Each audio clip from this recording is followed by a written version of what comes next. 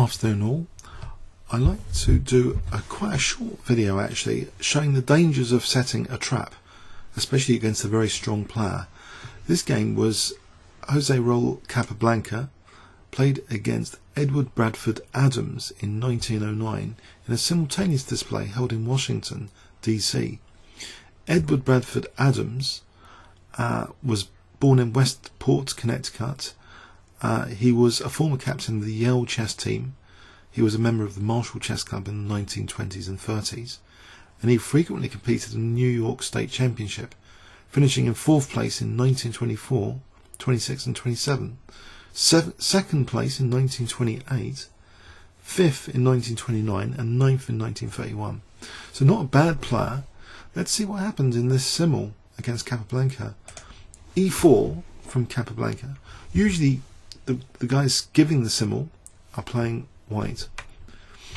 E5, knight f3, knight c6, so good so far. Now knight c3, a bit of a surprise move from Capablanca. How effective is this move? Just bringing out knights, so not a bishop move.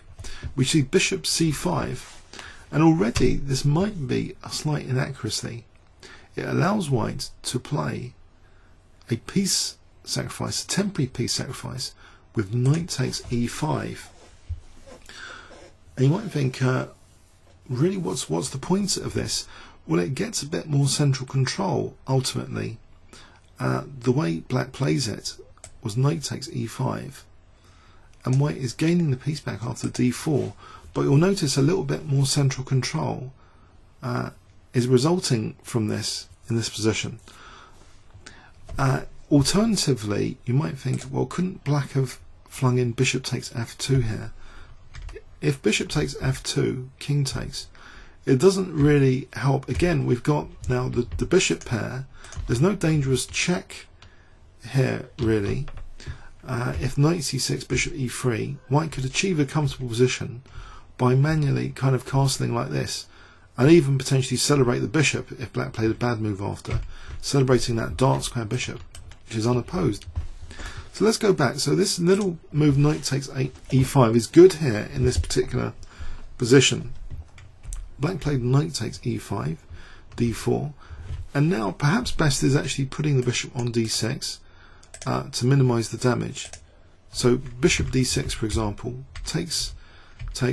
This isn't so bad for black if, for example, f4, taking on c3, although white is slightly better, it's only a small advantage. There's some structural damage here for white, but white does have the bishop pair again. So let's go back. We see in the game though, bishop takes d4, queen takes d4, and it's helping white's development to have the queen on d4 here. But black now thought it quite wise at the time anyway to set a trap for white. It was a Simul after all. So this next move is a bit naughty. It's queen f6. Now, if white was oblivious to this and routinely played a move like bishop e2, then it will probably be one of Capablanca's quickest Simul losses. Can you see what black would play in this position if you were playing black and I gave you 10 seconds starting from now?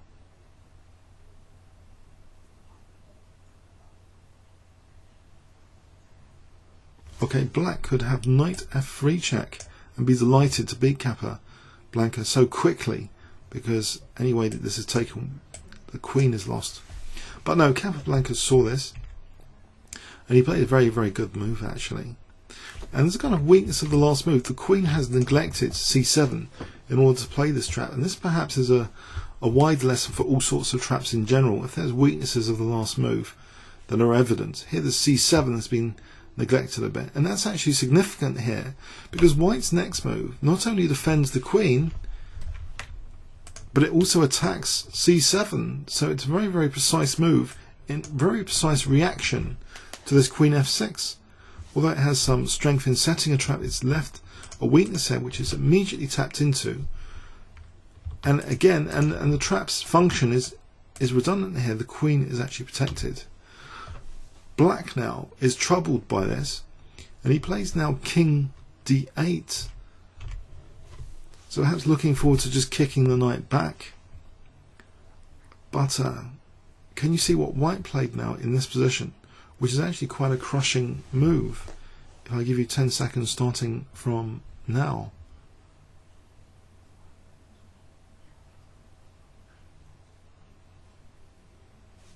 Okay, again, that weakness is tapped into with Queen c5, hitting c7, and there's another aspect to it, which is demonstrated because black's next move was knight c6. Can you see white's last move of the game?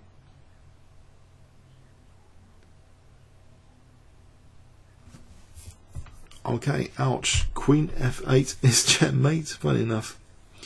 So there's a bit of a Christmas cracker of a game. Short, punchy game. I thought I'd share that with you from a Simul. It shows that, you know, if you're setting traps, you've got to be careful of the weaknesses that you're creating in your own position. Otherwise, it could really backfire, as this game demonstrated. Comments or questions on YouTube. Thanks very much.